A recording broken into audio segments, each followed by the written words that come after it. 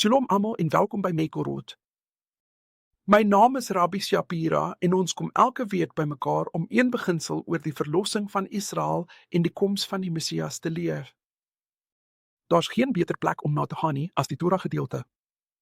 Sien aan die einde van die Torah het Moses gesê daar het nog nooit 'n profeet in Israel opgestaan soos hy self nie. Die Torah is 'n profetiese boek en ons moet die Torah benader in terme van profesie. En hierdie week miskien bereik ons die grootste hoogtepunt van almal.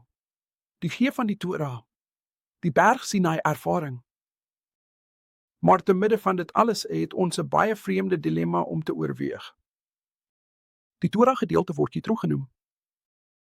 Of in jou Bybel mag dit bekend wees onder die naam Jethro. Maar jy behoort te weet dat Jethro verskeie name in die Bybel in die skrif het.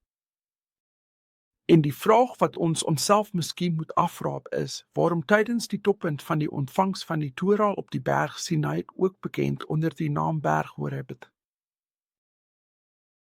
Praat ons van Jethro. Wat is die geheim oor Jethro en wat kan ons oor die verlossing leer? Onthou iets, in die boek van Micha 7:15, soos ek julle elke week leer, sien ons die blauwdruk vir die verlossing. God sê dat net soos in die dae van Moses tydens die Messiaanse. Exodus sal ons nog 'n Sinai ervaar in die dae wat voorlê. Dit is belangrik vir ons om te oorweeg, want die Torah self hierdie week hoofstuk 20 en wat daartoe lei hoofstuk 19 en 18 is 'n blauwdruk vir die koms van die Messias. Net op iets. Voor die verlossing kan plaasvind, die berg Sinai kan plaasvind, moet ons die belangrike versoening ervaar en sien wat moet plaasvind tussen Jethro en Moses. Hoekom is dit belangrik en hoekom is dit betekenisvol vir ons? Jy sien die woord Jethro en jy moet weet, hy is ook bekend onder die naam Jeter. Voor hy bekend was as Jethro, was sy naam Jeter wat die oorblyfsel beteken. Hy is die oorblyfsel. Hy is 'n beeld van die oorblyfsel waar die letterwaaf by sy naam gevoeg is. Die rabbies het aan ons verduidelik dat die letterwaaf wat by sy naam gevoeg is, verband hou met die naam Eliyahu Elia. In wese het God Jethro gebruik om die verlossing na Moses te bring deur Sipora te herstel. En uiteindelik daaruit het die verlossing inderdaad na die kinders van Israel gekom. Jy sien sonder die Jeter die oorblyfsel. Jethro kom geen verlossing vir Israel nie. Dit is Paulus wat verduidelik dat sonder die volheid van die nasies 'n verlossing nie in Israel kan plaasvind nie. En ons sien 'n duidelike prentjie daarvan dat sy naam Jeter beteken. Werklik die oorblyfsel of die res? Net soos in my boek De Rivka Rement. So wat is die werk van die oorblyfsel? En as dit 'n blauwdruk daarvoor is, wat moet ons oorweeg? Jy sien in Micha 7:15 sê God dat die verlossing sal plaasvind nie wanneer hy ons uit Egipte neem nie, maar eerder wanneer ons onsself uit Egipte neem. Dit is 'n vriende en belangrike beginsel. Ons moet oorweeg dat alles moet plaasvind wanneer ons die verlossing begin. Jy sien in wese moet Jethro self deur legliggaal gaan. Hy moet heeltemal alleen gaan en hy begin as die hoofpriester van Midian om aan die einde hiervan te assosieer met die God van Israel. Hy moes oorgaan. Merk jy die beginsel hierop?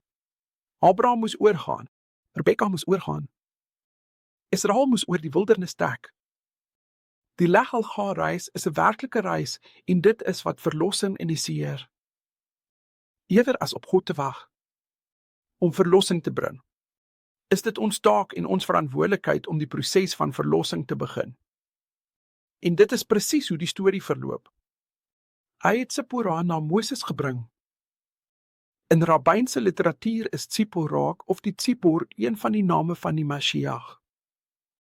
In wese sien ons hier 'n prentjie van Sipora wat met Moses versoen word, waar Jethro die ooreenkoms bemiddel het. Klink dit bekend vir jou? Ja, dit is. Dit is net soos die bekende storie van Jakob en Josef, waar die broers met Josef versoen het en Josef terug na Jakob gebring het.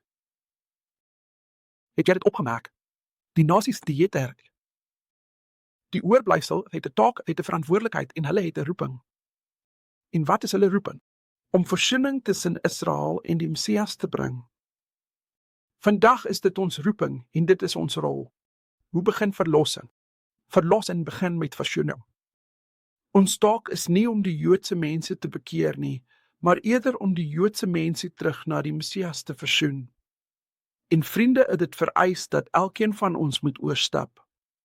Net soos dit in die boek van Hebreërs sê, kom laat ons nou onsself neem en buite die kamp gaan. Uitgaan is nie maklik nie. Dis baie ongemaklik. Dit sluit baie pyn en die felheid van die Galjoed en die wildernis in. Jethro was bereid om dit te doen ter wille van Moses. Hier is my uitdaging vir julle vandag in Mekorot. Wat is jy bereid om op te gee om die Jeter, die oorblyfsel te wees vir die verlossing van Moses? Julle uitdaging vir vandag? God seën julle.